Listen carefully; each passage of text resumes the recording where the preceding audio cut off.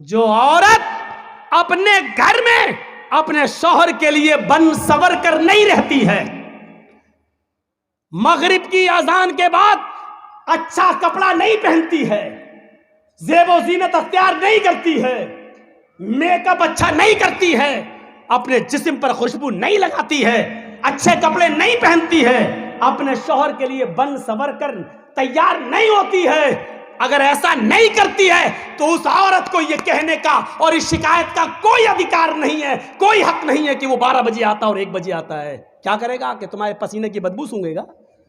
عورت کے لیے سر کے بال کاٹنا جائز نہیں ہے، وگ لگانا جائز نہیں ہے، نقلی بال جوڑنا جائز نہیں ہے، اپنے سر کے لمبے بالوں کی چوٹی بنا سکتی ہے، اس کی چوٹی بنانا جائز ہے، لیکن معاف کیجئے گا سر کے سارے بال کو اکٹھا کر کے گول بنا کر اپنے سر پر رکھ لینا یہ جائز نہیں ہے۔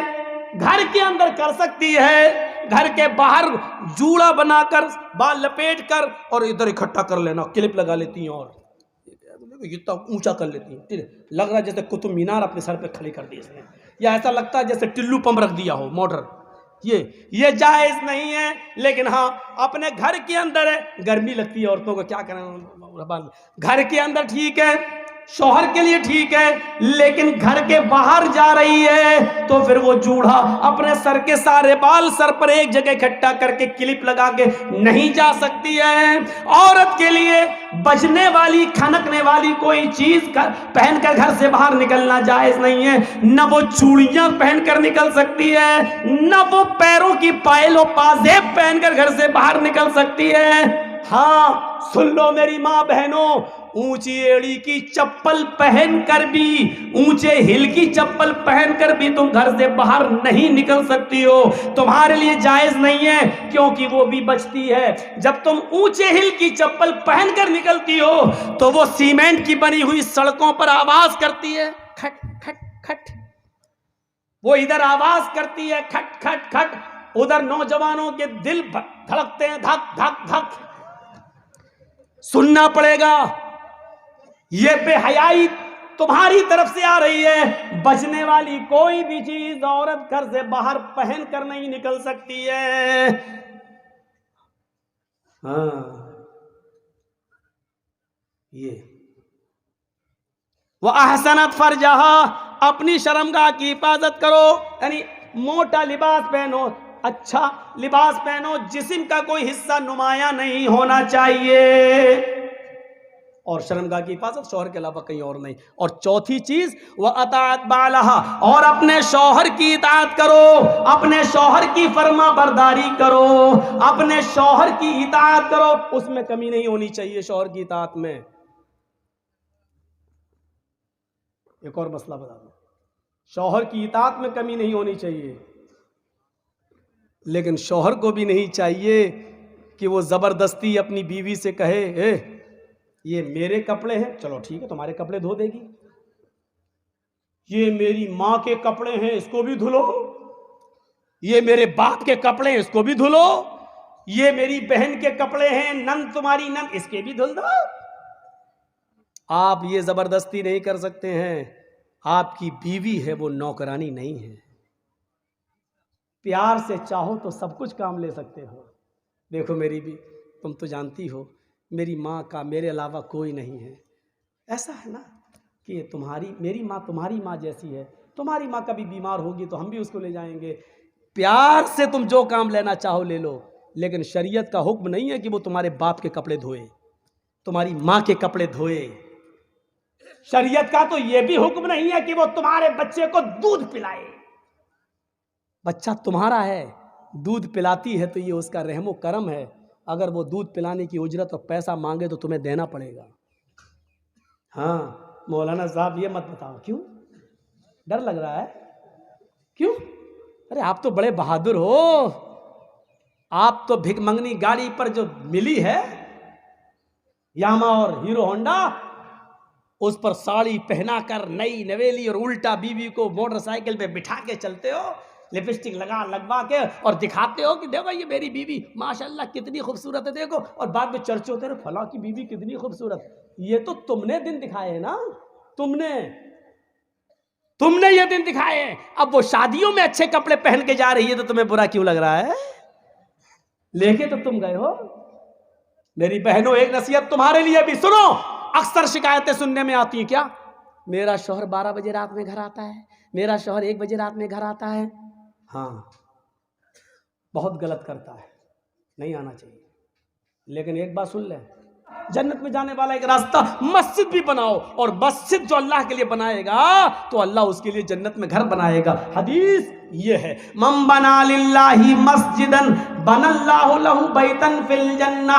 جو دنیا میں اللہ کا گھر بنائے گا، جو دنیا میں اللہ کے لیے مسجد بنائے گا، اس میں بڑھ چڑھ کر حصہ لے گا، مسجد بنانے کے لیے چندہ دے گا، اس میں بڑھ چڑھ کر حصہ لے گا، بنا اللہ لہ بیتا فی الجنہ، تو قیامت کے دن اللہ تعالی جنت کے اندر اس کے لیے گھر بنائے گا. جو دنیا میں اللہ کا گھر بنائے گا مسجد، تو اللہ جنت میں اس کا گھر بنائے گا. یہ لیجئے، مسجد بنانے میں چندہ دینا، مسجد بنانے میں تعاون کرنا بھی جنت میں جانے والا راستہ ہے. جنت میں جانے والا راستہ ہے. مسجد میں جائیے، نماز پڑھیے اور مسجد بنوائیے، جنت میں جانے والا راستہ. اب نماز پڑھ کے بیٹھ گئے ہیں، اب کیا کرنا ہے؟ اب دعائیں پڑھیے. اللہ اکبر، استغفر اللہ، استغفر اللہ، استغفر اللہ، اللہم انت السلام و منک السلام. بہت سی دعائیں بتائی ہیں اللہ کے نبی نے، پڑھیے. لیکن جنت میں لے جانے والا راستہ کیا ہے نماز کے بعد؟ نماز تو ہے ہی، وہ تو آپ پڑھ چکے. نماز کے بعد ایک آیت ایسی ہے، اگر آپ نے فرض نماز کے بعد اس کو پابندی کے ساتھ پڑھتے رہے تو وہ آیت کا پڑھنا آپ کو جنت میں لے جائے گا. آیت سب سے لمبی ہے. آیت، حدیث کیا ہے؟ من قرأ آیت الکرسی بعد صلاۃ المکتوبۃ لم یمنعہ من دخول الجنۃ الا الموت. یہ ہے حدیث. جس آدمی نے ہر فرض نماز کے بعد، آدمی ہی نہیں عورت بھی اس میں شامل ہے، آدمی بول دیتا ہوں میں، تھوڑا سا لہجہ اب یہ ہو گیا ہے نا، اس میں جتنی بھی باتیں بتا رہا ہوں اس میں عورتیں بھی شامل ہیں. یہ مت سوچنا یہ تو آدمی کے لیے کہہ دیا، مولانا نے نام بھی لے لیا جس آدمی نے. نہیں، اس میں آپ بھی شامل ہو میری بہنوں، میری ماؤں، میری قوم کی بیٹیوں، اس میں آپ بھی شامل ہو. من قرأ، آج اتنی حدیثیں میں پڑھ رہا ہوں آپ کے سامنے، اپنی پوری زندگی میں اتنی حدیثیں میں نے کبھی نہیں پڑھی. سنیے، من قرأ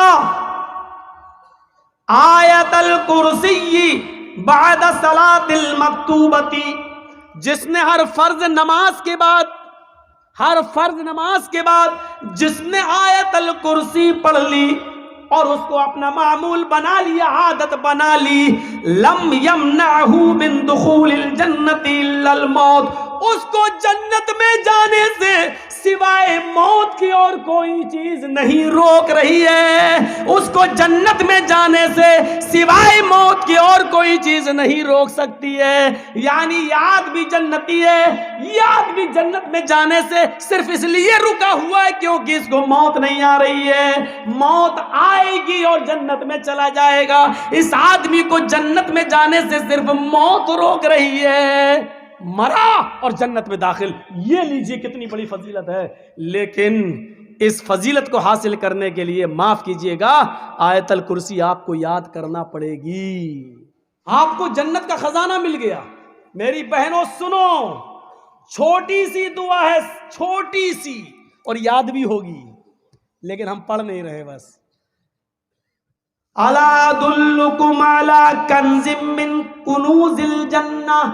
اللہ کے نبی صحابہ کرام کے اندر بیٹھے ہوئے ہیں، صحابہ کرام جیسے آپ لوگ بیٹھے میرے سامنے، ایسے اللہ کے نبی درس دے رہے ہیں، نصیحت کر رہے ہیں، اور آپ ان سے پوچھ رہے ہیں کیا میں تمہیں جنت کے خزانوں میں سے ایک بہت بڑا خزانہ نہ دے دوں؟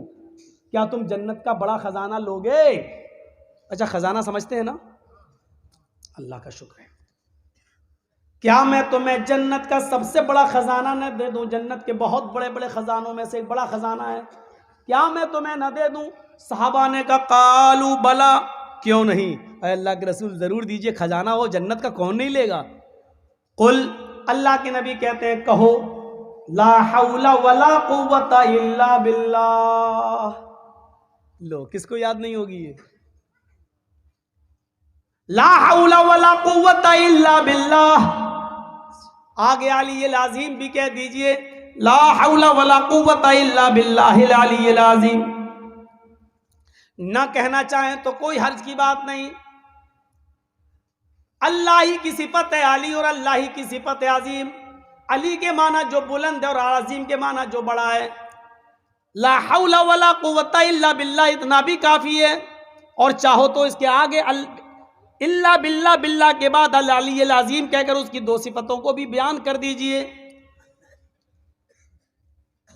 جو شخص اس کو اپنا وظیفہ بنا لے لا حول ولا قوت الا باللہ اڑتے بیٹھتے چلتے پھرتے اس دعا کو پڑھتا رہے تو سمجھ لو کہ اس کو جنت کا ایک بہت بڑا خزانہ مل گیا.